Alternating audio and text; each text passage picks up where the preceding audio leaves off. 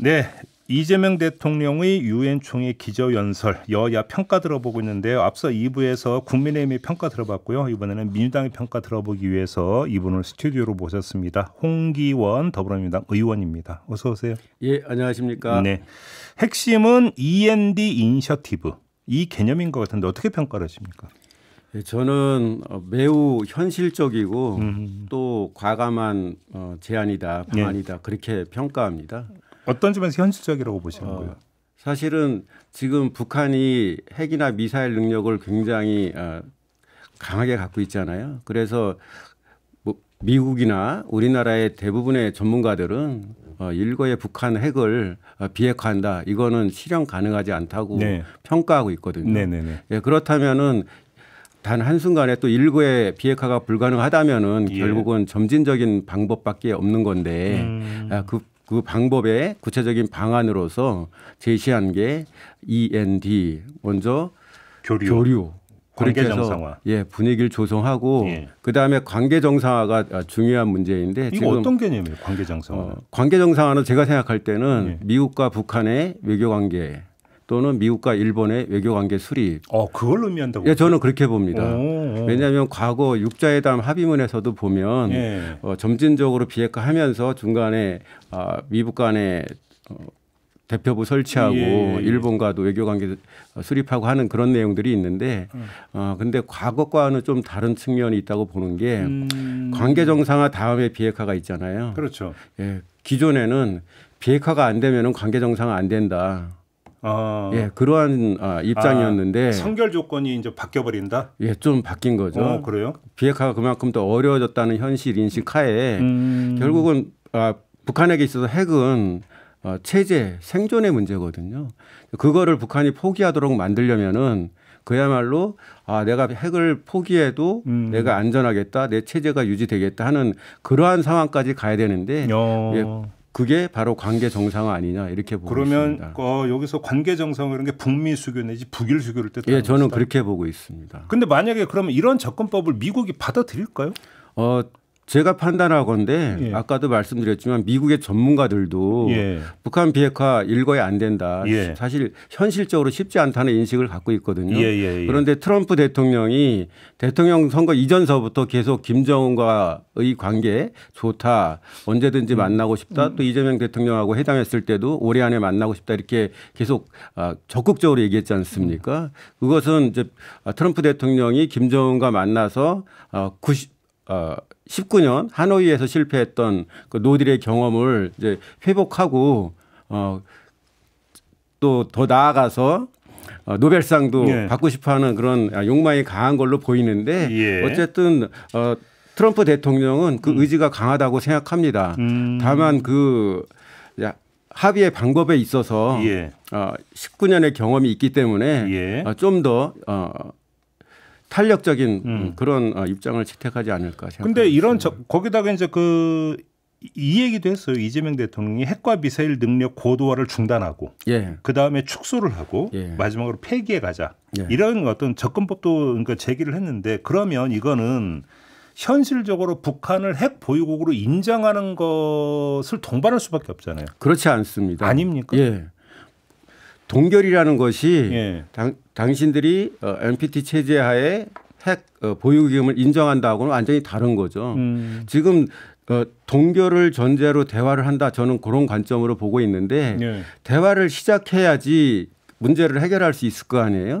그럼 대화의 조건을 뭐로 할 것이냐인데 비핵화를 약속하면은 대화를 하겠다 하는 게 사실 윤석열 정권의 또는 보수 정권의 입장이었거든요. 그런데 이재명 대통령, 이재명 정부의 입장은 일단 핵이나 또 미사일을 더 이상 진전시키지 마라. 동결한 상태에서 대화를 하자. 이런 취지로 저는 봅니다. 근데 사실 동결이라는 게 핵실험 중단이냐, 핵무기 개발 중단이냐는 카테고리가 다른 얘기잖아요. 엄밀하게 이야기하면. 그거는 세부적으로 나와 있지 않기 때문에 뭐라고 얘기하기는 어렵지만 전체적인 거를 진전시키지 않는다는 걸로 봐야죠. 근데 여기에 지금 이재명 대통령 핵만에 미사일까지 포함을 시켰거든요.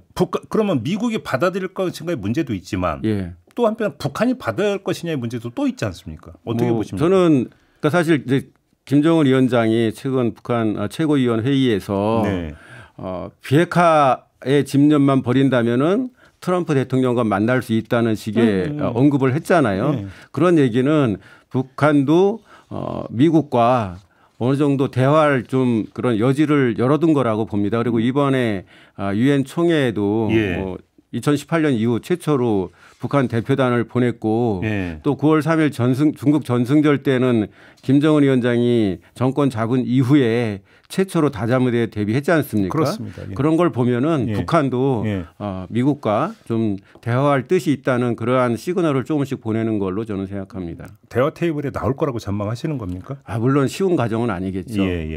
대화 테이블에서 만나기 위해서는 사전에 많은 대화와 또 상호 간의 뭐 인식의 어떤 공통점이 확보가 돼야 되겠죠. 그냥 그래요? 성과도 없을 건데 만나지는 않을 거란 말입니다. 앞서 그 김관우 의원하고 인터뷰를 했는데 김관우 의원은 북미 대화가 성사가 되더라도 전 단계를 거칠 거다. 그래 보니 이전의 경우를 보면 먼저 도발과 긴장 국면이 먼저 조성이 됐다. 이 얘기를 했거든요. 이 점은 어떻게 보세요? 저는 동의하기 어렵습니다. 그래요? 뭐 과거에 북한이 자기네들의 몸값을 올리기 위해서 또는 대화의 그런 어떤 분위기를 위한 긴장 고조 차원에서 그렇게 한 거는 맞는데 지금 세상이 또 변했거든요. 만약에 북한이 대화의 장으로 미국을 끌어들이기 위해서 무력 도발을 한다. 그랬을 때 트럼프가 어떻게 반응할지 미국이 어떻게 반응할지는 과거와는 또 다를 수 있습니다. 트럼프의 예측 불가능성을 지금 북한도 우려할 거다 이렇게 말씀하시는 겁니까? 그렇죠. 그렇게 보시는 거고요. 북한 입장에서는 이제 몸값을 올리기 위해서 사실 도발을 했던 건데 사실 지금 상황이 몸값이 많이 올라와 있는 거잖아요. 막 오를 만큼 올랐다고 보세요? 그렇죠. 왜냐하면 그 핵이나 미사일 능력도 많이 고도화했고 또 북한이 사실 압박을 받았던 게 유엔 제재거든요. 그런데 유엔 제재가 지금 국제 정세 때문에 많이 무력화됐지 않습니까? 중국이나 러시아가 북한과 굉장히 가까워졌고 그렇기 때문에 북한 입장에서는 몸값이 많이 올랐다고 판단할 거고 그런 현실 때문에 미국이나 우리 한국 내 여러 전문가들도 북한이 쉽사리 협상장에 나오지는 않을 거다. 그렇게 보시는 거고. 그러면 지금 뭐 일각에서 나오고 있는 거의 희망성 전망. 경주 에이펙 정상회의 기간에 트럼프 김정은의 깜짝 회동 가능성 그건 별로 없다고 보세요? 저는 거의 없다고 봅니다. 거의 없다고.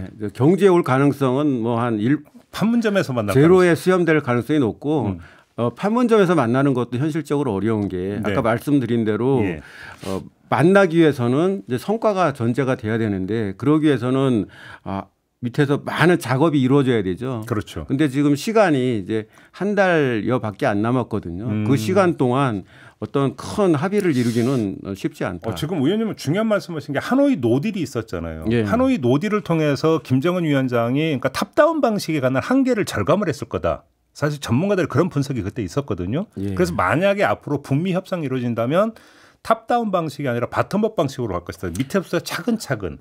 이 이야기가 있었는데 그렇게 접근할 거라고 보세요? 그러니까 하노이 노딜에서 김정은이 엄청난 타격을 입었잖아요. 그렇죠. 또 사실상 배신감도 느꼈을 거고 왜냐하면 이틀이나 기차를 타고 간 거는 합의가 이루어질 거라는 큰 기대가 있었던 건데 그게 깨지면서 본인이 위상도 타격을 받고 또 배신감도 많이 느꼈을 거기 때문에 이번에 만난다면은 정말로 상당히 정교한 그런 논의가 전제돼야 한다고 생각합니다.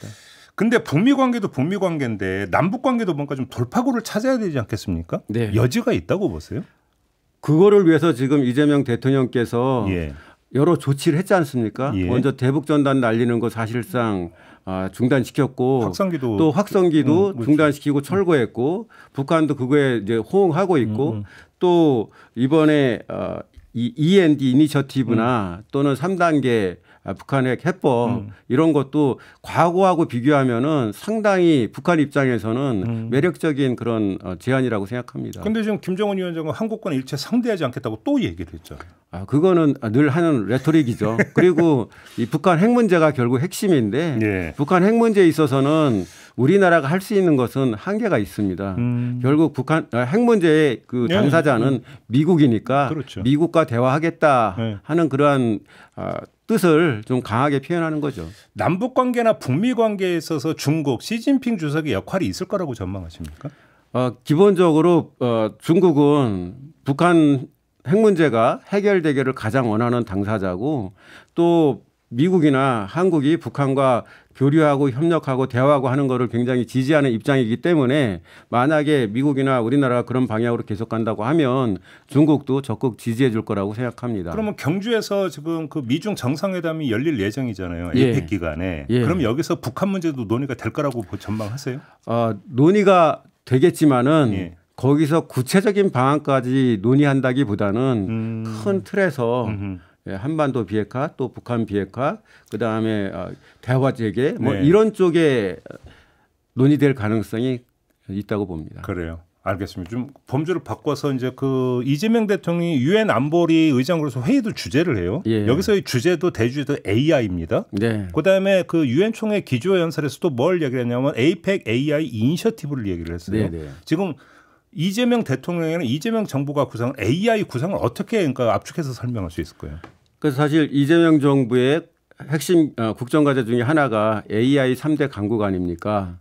그러니까 AI를 우리나라의 주력 산업으로 키우겠다는 거고 또 이번 에이펙 정상회의의 핵심 주제가 또 AI 상생하는 AI거든요.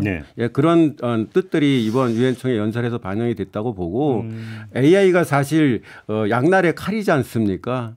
이게 AI로 돈을 버는 사람은 많이 벌고 AI를 활용하는 사람은 더 크게 성공하고 거기에서 도태된 사람은 상당히 어려워지는 그러한 측면이 있고 또 하나는 AI를 잘 활용하면은 우리 인류 모두가 좀 더 좋은 쪽으로 갈 수 있다. 이러한 두 가지 양날의 칼이 있는데 이 후자에 방점을 두고 우리가 이 분야에 있어서 역할을 하겠다. 그런 취지라고 생각합니다. 앞서 김건우 의원에게도 질문을 했는데 트럼프 대통령도 유엔 연설을 했어요. 여기서 녹색 사기라고 하는 표현까지 썼는데 이 인식은 어떻게 파악을 하세요? 그러니까 사실 트럼프 대통령은 우리 일반 사람들의 생각과 동떨어진 많이 다르죠. 많이 다른 그런 인식을 갖고 있는데 그 중에 하나가 대표적인 게 이제 기후 위기에 대한 인식으로 저는 보고 있고요. 진짜로 그 기후 위기는 사기라고 그렇게 믿고 있다고 생각하세요? 왜냐하면 펴는 정책이 적당한 게 아니라 아주 확실하게 그러한 게 보이거든요. 예를 들면 재생에너지 뭐 이런 거 지원하는 거를 다 철폐하고 또 화석연료를 또 활성화하고 또 트럼프 1기 때도 그렇고 이번에도 그렇고 집권하자마자 가장 먼저 한 게 유엔 기후협약 탈퇴거든요. 그런 걸 보면 트럼프 대통령은 확실하게 기후위기 또는 기후변화에 대해서는 신뢰를 갖고 있지 않다. 아니 지금 전 세계가 지금 이상기후 때문에 지금 몸살 앓고 있다는 거 뉴스는 볼 거 아닙니까? 근데 코로나 시기에 특히 미국 내에서도 어마어마하게 많은 사람이 사망을 했거든요. 그때 백신 음모론 그 말씀하시는 거죠? 그럼에도 불구하고 백신을 안 맞히려고 계속 했었습니다. 우리 일반인의 상식하고는 너무도 동떨어진 얘기인데 사실 그리고 지금도 케네디 그 보건복지부 장관이 백신 정책을 담당하는 위원들을 다 해촉했습니다.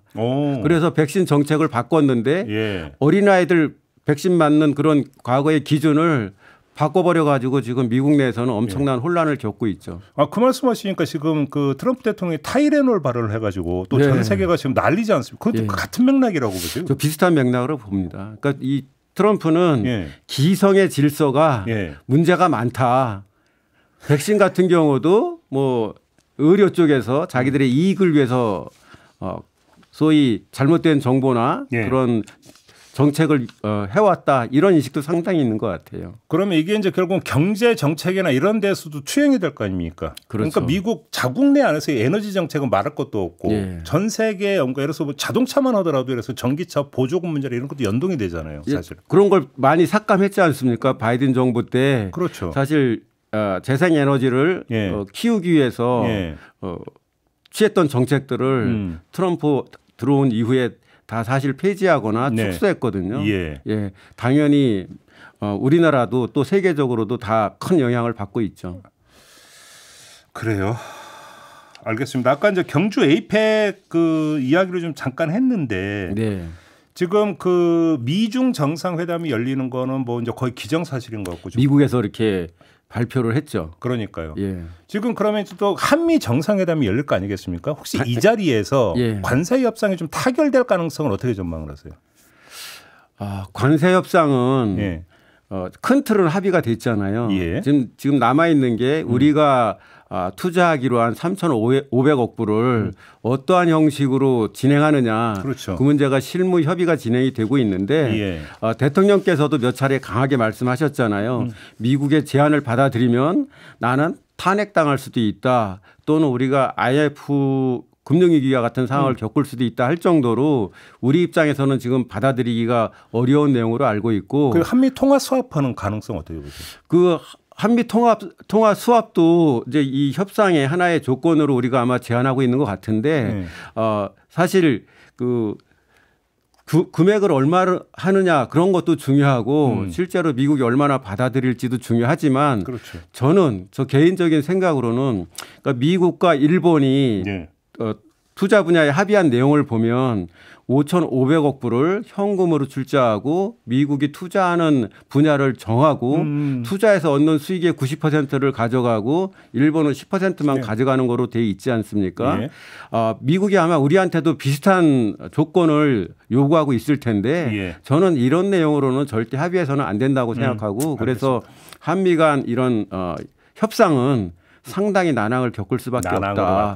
그리고 그러한 현실에 대해서 대통령께서도 그런 알겠습니다. 고충을 얘기하신 것 같습니다. 알겠습니다. 자, 말씀 여기까지 듣겠습니다. 고맙습니다, 의원님. 고맙습니다. 네, 홍기원 더불어민주당 의원과 함께했습니다.